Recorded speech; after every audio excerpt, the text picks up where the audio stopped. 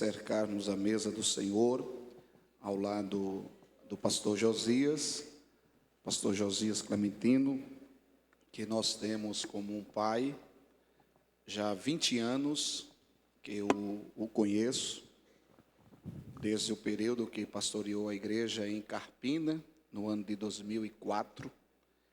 Nós tivemos o prazer e a honra de cooperar com o pastor. Na época, era cooperador da lista local. E o pastor foi um canal de bênção de Deus em minha vida. Me apresentou a auxiliar, oficial, depois a diácono, presbítero. Depois ele foi cooperar em Bezerros e houve uma necessidade para uma atividade. E o pastor, orando ao Senhor, Deus colocou o meu nome no coração dele e da irmã Vasti. E, na oportunidade, o pastor fez menção ao pastor presidente e nós fomos convidados para cooperar ali em Bezerros. E o pastor passou ali 7 anos e 3 meses, foi designado para Catende. E, nesse intermédio, o pastor nos convidou a cooperar com ele na cidade de Terezinha, no agreste meridional, próximo a Garanhuns. Estamos ali há 4 anos e eu louvo a Deus porque o pastor Josias foi um instrumento em minha vida, fez o meu casamento, apresentou meus 2 filhos na igreja, batizou os meus 2 filhos na igreja, cooperamos e quando nós fomos designados para Terezinha, tive o prazer dele ser o pastor naquela ocasião que representava o pastor Ailton, me dando posse ali naquela filial. Então, o nosso elo de amizade é muito forte, eu tenho como um pai. Irmã Vasti, essa mulher doce, não é meiga, é uma mãe. Geiel, também, Deus abençoe, ele, o Júnior, a Jeane, são os filhos do pastor, e a irmã Harumi, a sua esposa, e agora o netinho, o Isaac. Deus abençoe. Muito bom, pastor, estar com o senhor. Agradeço ao pastor presidente por ter permitido de estar aqui com o senhor a primeira vez. Eu estive aqui em Palmares a primeira vez com o pastor Félix, em 2011. Em 2011, estivemos aqui em um congresso de jovens. E nós louvamos a Deus por essa oportunidade. Feliz em ver o pastor Miguel, um amigo. Trabalhou bem pertinho de nós. Foi um homem de Deus ali, naquela cidade em Palmeirina. Me ajudou muito ali. É um amigo. Deus abençoe. Muito, muito bom rever o pastor Miguel e os demais companheiros, presbíteros e obreiros dessa igreja.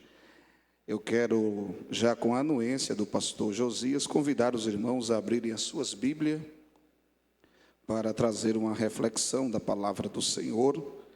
E, para tanto, eu queria convidar os amados para a 2ª epístola de Paulo à igreja de Corinto. 2ª carta que Paulo escreveu à igreja de Corinto. Rogamos as orações da igreja, a fim de que o Senhor nos conceda de sua graça, abrindo-nos a porta de sua palavra. Jesus está presente. Quantos dizem amém? Amém. 2ª epístola de Paulo aos Coríntios, capítulo de número 12.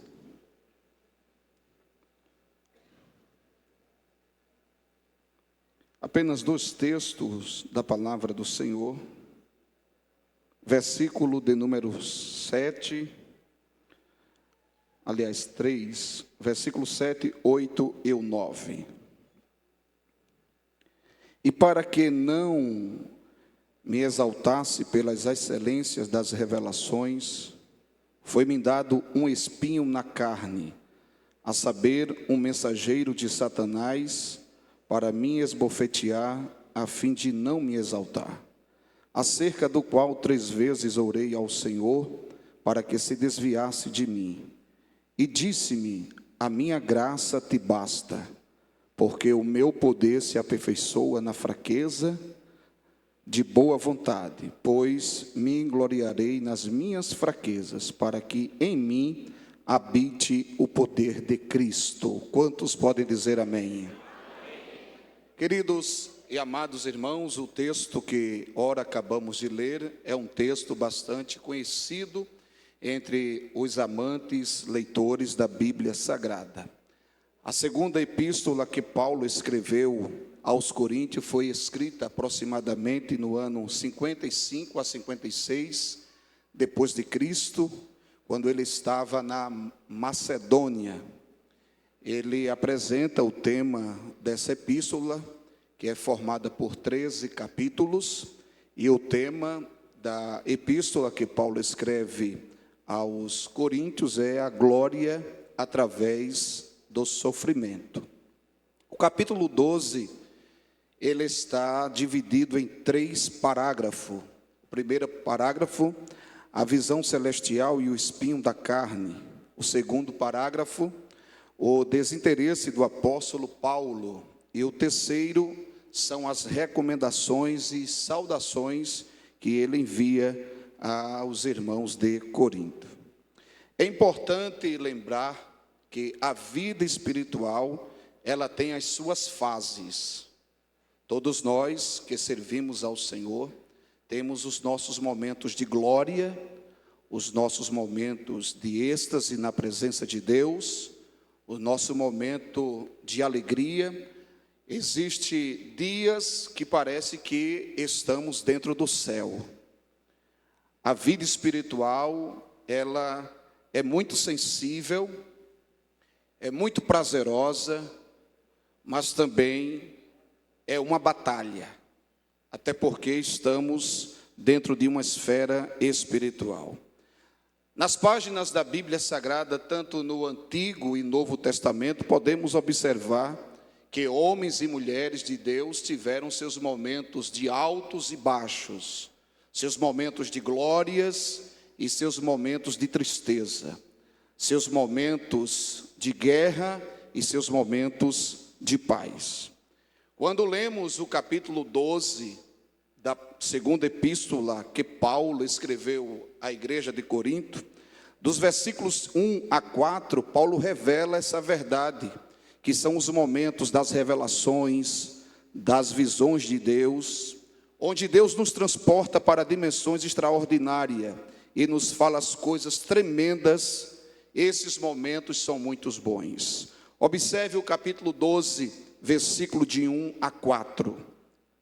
Em verdade que não convém gloriar-me, mas passarei as visões e revelações do Senhor. Conheço um homem que em Cristo, que há 14 anos, se no corpo não sei, se fora do corpo não sei, Deus o sabe, foi arrebatado até o terceiro céu. E sei que o tal homem, se no corpo ou fora do corpo, não sei, Deus o sabe, foi arrebatado ao paraíso e ouviu palavras inefáveis, de que ao homem não é lícito falar. Foi um momento de glória na vida do apóstolo, um homem que foi arrebatado em espírito até ao paraíso, e lá foi dita a ele coisas inefáveis da parte de Deus. Quem não gostaria de ter uma visão como essa que este homem teve? Ele viu que essa visão foi tão contundente que ele apresentou um nível de humildade, porque ele não disse que este homem era ele. Ele disse que conhecia um homem que há 14 anos ele tinha tido essa revelação. A palavra do Senhor nos mostra que quando Paulo teve essa experiência das revelações de Deus em sua vida, foi um momento ápice do seu ministério, foi um momento de glória. Não é fácil para um ser humano ser transportado para uma dimensão como Paulo foi transportado. Ele foi até o paraíso. Vocês lembram que quando Jesus está no Calvário, na cruz do meio, e um ladrão começou a blasfemar de Jesus, a zombar, e o outro, reconhecendo que era pecador e reconhecendo o senhorio de Cristo, observando Jesus como Salvador da humanidade, ele disse: lembra-te de mim quando entrares no teu reino. E ele reconhece Jesus como Rei dos reis e Senhor dos senhores. E é interessante dizer aos irmãos que Jesus não disse àquele homem que ele estaria entrando no reino, não, mas que Jesus disse: hoje mesmo estarás comigo no paraíso. Que coisa linda da parte de Deus. Paulo experimentou essa experiência, uma experiência marcante na sua vida. Agora, observe esse contraste. Paulo recebe essa revelação, Paulo é levado a essa dimensão. Em contrapartida, Deus não faz nada na vida de uma pessoa sem propósito. Tudo tem o seu propósito, tudo tem uma finalidade. E aquela visão que Paulo teve, decorrente a essa visão, Deus permitiu um espinho na carne de Paulo. E esse espinho foi para que ele não se exaltasse pela excelência das revelações. O versículo 7 diz isso: e para que não se exaltasse pelas excelências das revelações, foi-me dado um espinho na carne, a saber, um mensageiro de Satanás, para me esbofetear, a fim de não me exaltar. A Bíblia, ela não diz de forma específica o que era esse espinho na carne de Paulo. Existem algumas correntes teológicas que se arrisca a dizer que Paulo, ele tinha um problema de malária quando voltou da Arábia. Outros apontam que Paulo tinha uma deficiência nos olhos, em decorrente quando ele caiu em Damasco por terra. Ele ficou com um problema na visão, e alguns apontam que quando Paulo está sendo interrogado no tribuno, e ele chama o sumo sacerdote de parede branqueada e recebe um soco na boca, é porque ele não reconhecia que aquele homem era um sacerdote. A ponto de um daqueles que estavam no tribuno disse: não pode dizer injúria ao homem de Deus, ao santo do teu povo. E ele pede desculpa e diz: eu não sabia que ele era o sumo sacerdote. Então, alguns teólogos dizem que Paulo tinha uma deficiência nos olhos e que isso era um espinho na carne. Outros chegam a dizer que o espinho da carne de Paulo eram os seus inimigos do seu ministério que se levantava contra ele. Porém, a Bíblia, ela não mostra, na verdade, qual era o espinho na carne de Paulo. Porém, havia um espinho, e esse espinho era para que ele não se exaltasse, não se fosse uma pessoa orgulhosa. O espinho, apesar de causar sofrimento na vida do apóstolo, ajudou a ele permanecer humilde. E essa expressão aqui no grego para espinho é esquilopse, que quer dizer uma estaca cravada na carne. E Paulo chama isso de fraqueza ou de tentação. Abra sua Bíblia na epístola que ele escreve aos Gálatas, no capítulo 4, versículo 13 e o 14. Paulo, ele apresenta isso como uma fraqueza ou uma tentação. Gálatas capítulo 4, versículo de número 13 e o 14. E vós sabeis que primeiro vos anunciei o evangelho, estando em fraqueza da carne. Versículo de número 14. E não rejeitaste, nem desprezaste isso que era uma tentação na minha carne. Antes me recebeste como um anjo. Ele convivia com esse espinho há 14 anos. Isso aqui é muito importante comentar com os irmãos. Era 14 anos que esse espinho vinha incomodando Paulo. Mas se você ler as 13 cartas que Paulo escreveu, o único momento que Paulo fala sobre esse espinho é no capítulo 12 da segunda epístola aos Coríntios. Ele não ficou se lamuriando, reclamando. Ele não ficou pelos cantos das paredes, perguntando a Deus por que isso. Não, porque ele sabia que aquilo ali tinha uma finalidade. E muitas vezes na nossa vida, Deus sabe como trabalhar em cada vaso. Deus sabe trabalhar em cada vida. Tem coisas na nossa vida que Deus não pode tirar, porque se Deus tirar, nós vamos para longe dele. Ele prefere eu e você com espinho, mas humilde na presença dele, chorando, glorificando e o exaltando.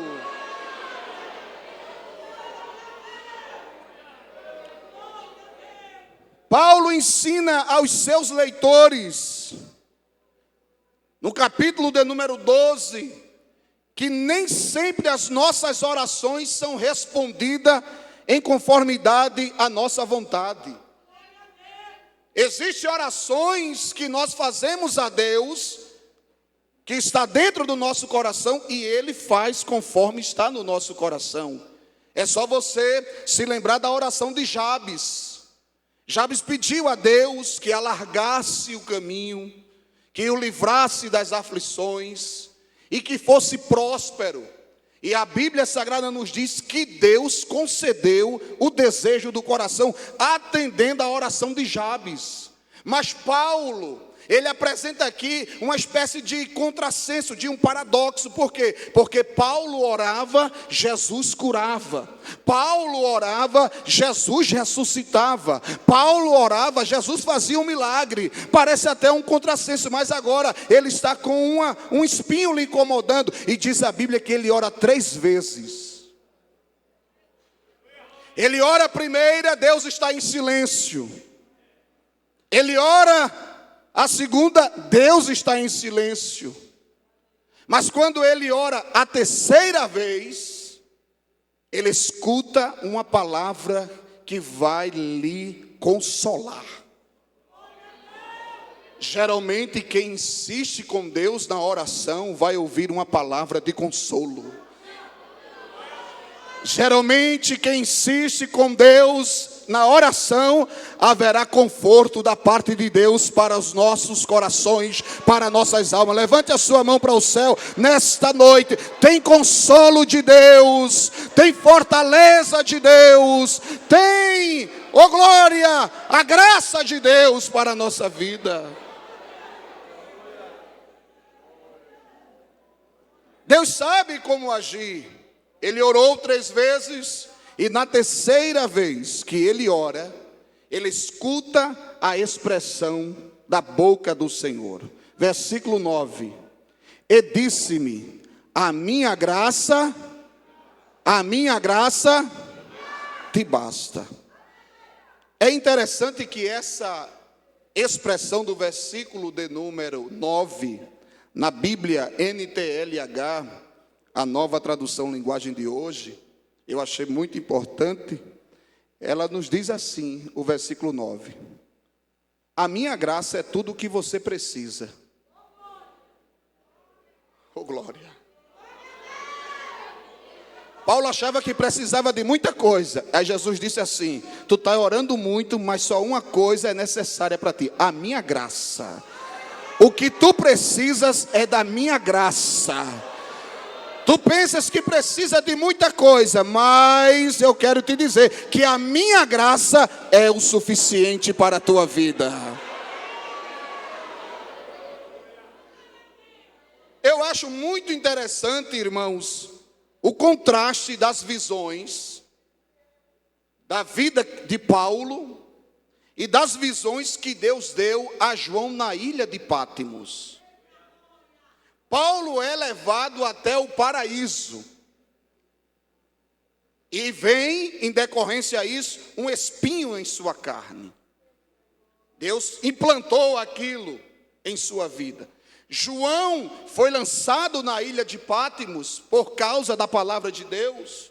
Já tinha sido lançado em um caldeirão de óleo fervente pelo o rei de Roma, Domiciano, que quando esquentou o óleo que jogou João, Jesus transformou aquele caldeirão em uma piscina.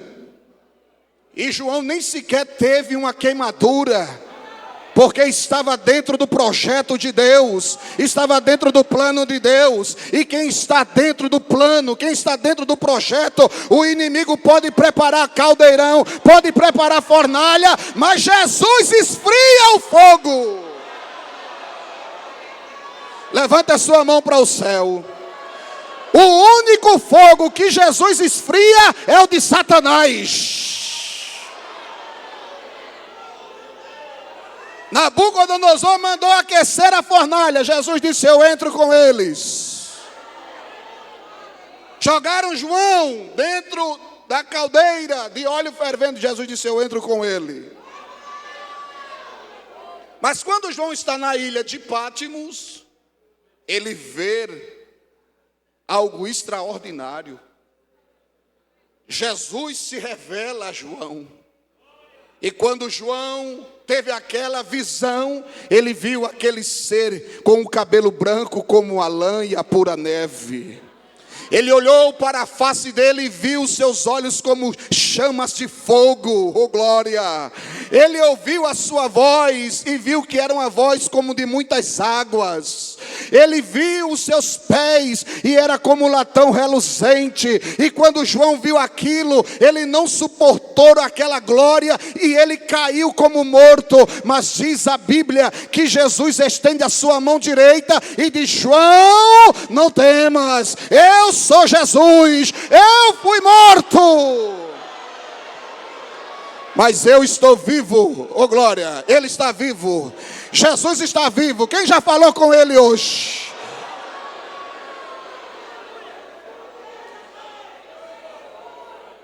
Mas observe que ele não recebeu nenhum espinho, ele morreu de morte natural.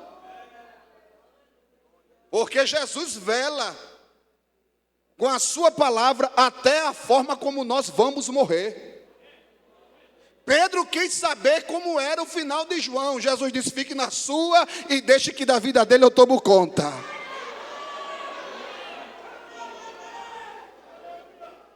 Ele morreu de morte natural. Já Paulo foi decapitado.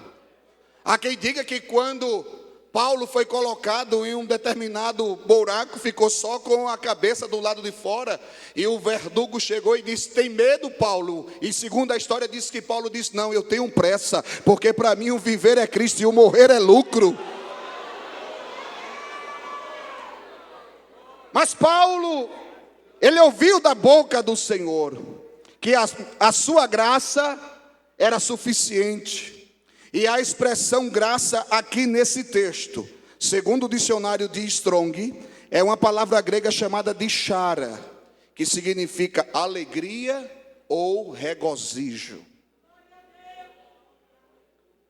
Quem é que entende, irmãos, a mente de Deus? Por isso as pessoas não compreendem que um crente, mesmo em meio à tribulação, ele está sorrindo. Mesmo em meio às calúnias, ele está dando glória a Deus e aleluia. Quem é que entende quando um crente está passando por um processo tão difícil na vida dele, mas ele não deixa de vir ao culto, ele não deixa de vir à igreja, ele não deixa de ir ao ciclo de oração, ao culto de doutrina, à escola dominical, e alguém diz assim: fulano parece que é de ferro. Não, é de carne e osso. A diferença é a graça que está na vida dele, é a graça que está na vida dela. Tem graça de Deus para nós nessa noite. Paulo entendeu que o espinho na carne não destruiu os propósitos de Deus em sua vida. Ele entendeu que o espinho da carne não destruiu os propósitos de Deus em sua vida. Sabe por quê, amados? Porque o sucesso do nosso trabalho não depende da nossa força, não depende do nosso nível intelectual, e sim da graça de Deus na nossa vida. A pior coisa é uma pessoa sem graça. Mas quando tem graça, até no andar, Jesus se revela na vida dele. E essa experiência que Paulo adquiriu com o Senhor sobre a graça de Deus na sua vida, serviu para ele instruir alguém lá na frente. Porque quando nós lemos a segunda epístola que ele escreve ao seu filho na fé, o jovem obreiro Timóteo, no capítulo de número 2, versículo 1, Timóteo estava sofrendo perseguições por alguns falsos ensinadores. Apesar dele ser um jovem obreiro, mas estava sendo muito pressionado. E Paulo, já sabendo que a graça era um combustível, Paulo disse assim: Timóteo, meu filho, fortifica-te na graça em que há em Cristo Jesus. A graça serve como combustível. Há momentos da nossa vida que nós estamos como um carro, e quando estamos na caminhada e a gasolina começa a baixar, o combustível começa a baixar, no painel de indicação vai mostrar que estamos na reserva. E quando estamos na reserva, aquilo ali está dizendo ao motorista: pare no posto para abastecer. E quando o motorista chega no posto para abastecer e o frentista se aproxima, o frentista não coloca o combustível no tanque, porque ele faz uma pergunta muito pertinente. Quando o frentista se aproxima do motorista, ele faz uma pergunta: coloca o quanto? Tem uns que dizem assim: bota 50. Outros dizem assim: bota meio tanque. Porque ele sabe até onde ele pode ir com aquele combustível. Mas tem outro que a caminhada é tão grande que ele diz assim: pode completar, pode encher. Eu quero dizer nesta noite que o Espírito Santo está aqui dizendo: eu vou completar o tanque, porque a caminhada é longa. Levanta a mão para adorar a Jesus. Tem graça de Deus descendo para Palmares. Tem graça de Deus descendo para você, minha irmã. Você vai suportar sim. Você vai aguentar sim. Você disse assim: os meus nervos estão à flor da pele. Mas Jesus, Ele entra dentro dos nervos e muda a tua estrutura nesta noite.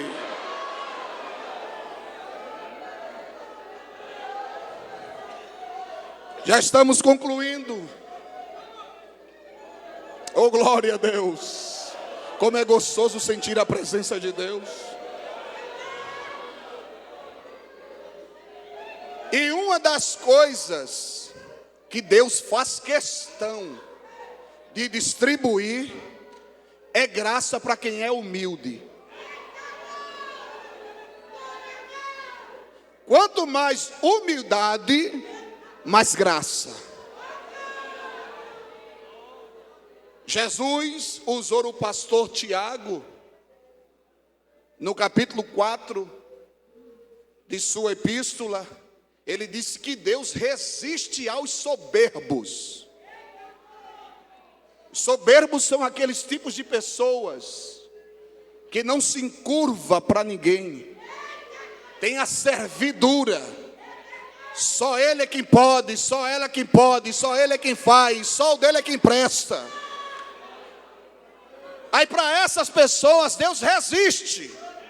Os braços de Deus ficam cruzados, dizendo assim: eu quero ver até onde tu vai. E tem momentos na nossa vida que a gente pensa que está indo muito bem. Aí Deus dizendo assim para a gente: eu vou cruzar os braços para ver até onde você vai. Deus fez promessas a Jeremias no capítulo 1. Mas quando ele escreve o livro de Lamentações, capítulo 3, versículo 7, ele diz que Deus cercou eles com pedras lavradas. E colocou ele como urso de emboscada. E apontou para ele a sua flecha. Era como Deus estivesse dizendo assim: eu quero ver para até onde tu vai. Aí chegou no momento que Jeremias ficou cercado, não tinha para onde ir.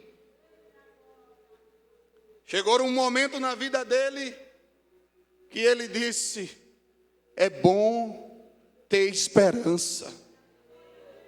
Eu estava falando muito, mas eu aprendi que com Deus ficar em silêncio é melhor. Aí ele diz: bom é ter esperança e aguardar em silêncio a salvação do Senhor. Oh, glória. Deixa Deus falar por você. Deixa Deus falar por você. Tiago diz que Deus resiste ao soberbo, porém aos humildes Ele dá graça. E Deus tem graça para dar. Deus vai dar graça no teu cantar, Deus vai dar graça no teu falar, Deus vai dar graça a você na caminhada da vida cristã, porque sem a graça ficamos sem graça. Sem a graça ficamos desgraçados. A palavra desgraçado significa alguém desprovido da graça. É uma pessoa sem graça, é um desgraçado. Mas nessa noite aqui não tem nenhum desgraçado. A igreja está sendo banhada pelo óleo do Espírito. E no comer do pão e no tomar do suco de uva, a graça de Deus vai te envolver. Haverá renovo, haverá cura, haverá saúde. Jesus mudará pensamentos contrários a partir de hoje. Diga comigo bem alto: Deus te fará sorrir nas aflições da vida. Deus te fortificará nas batalhas. Deus renovará a tua saúde para cumprimento das promessas. Olha o que o salmista diz no Salmo 118, versículo 17: não morrerei, mas viverei e contarei as obras do Senhor. Jesus nessa noite está soprando vida.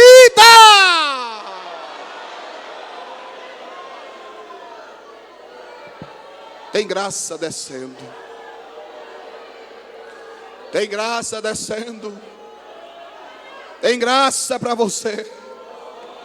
Olhe para a pessoa que está do seu lado e diga assim: tem graça nesta noite. Tem graça, tem graça, tem graça, tem graça, tem graça, tem graça. Você vai sair maneiro daqui. Vai sair maneira. Porque a graça dele nos basta. É o que nós precisamos. É da graça. Se você pensa algo diferente disso, você está equivocado. Mas se você nessa noite se render e dizer assim: eu quero a tua graça, Deus te levará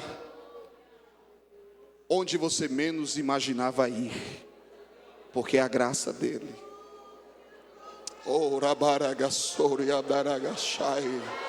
Eu sinto uma glória de Deus aqui tão boa nesta noite.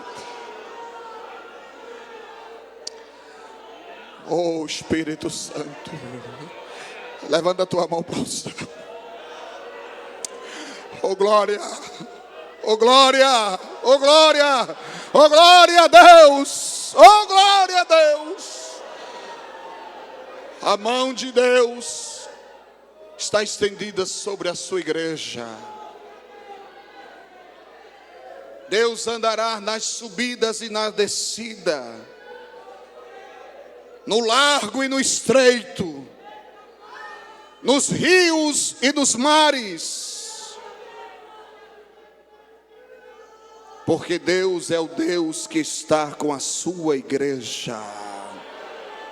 E enquanto a igreja estiver aqui, haverá graça dele para a sua igreja. Quantos dizem amém?